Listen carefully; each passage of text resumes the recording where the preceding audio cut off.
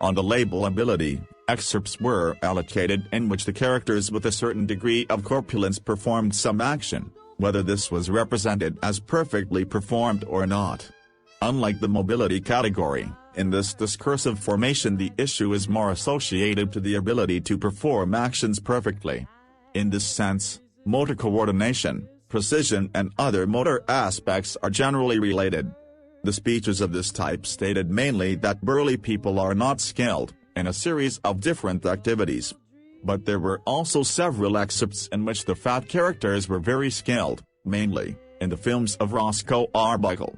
Bearing in mind that he wrote and directed his own films, putting himself as the protagonist, the possibility of a kind of corporeality bias in the production of these representations was considered, since the other filmmakers, then, tended to represent this subgroup differently.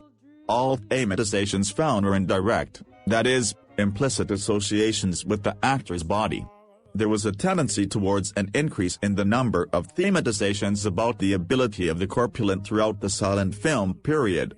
21 excerpts were found, of which 4 were selected to represent this category. In this first excerpt, from the 1914 film, The Knockout, directed by Max Sennett, but with performance by Charles Chaplin and Roscoe Arbuckle, after all the training to which he had previously been subjected, the chubby man is incapable of boxing. Several times he misses punches, falling to the ground. He doesn't know how to defend himself from the opponent's blows. He hits the judge. It is thought that if Arbuckle himself had written and directed, he might have represented himself more skillfully at the time of the fight, as will be seen in his films.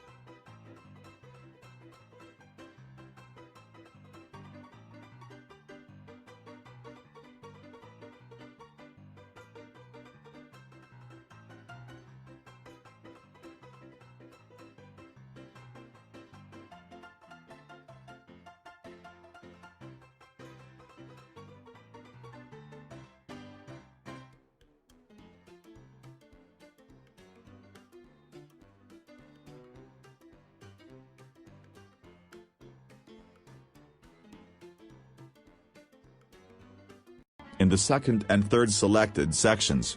In Roscoe Arbuckle's 1917 film, Coney Island, he is the protagonist, who conquers the skinny's wife, and then begins a chase in a lake. The chubby boy's water skills are impressive. He swims and dives perfectly well, easily cheating his rival.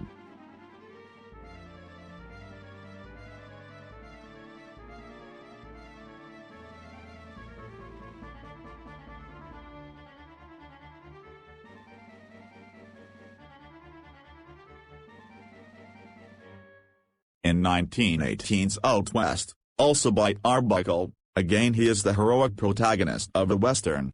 At a certain moment, he exchanges shots with the bandits and a chase begins.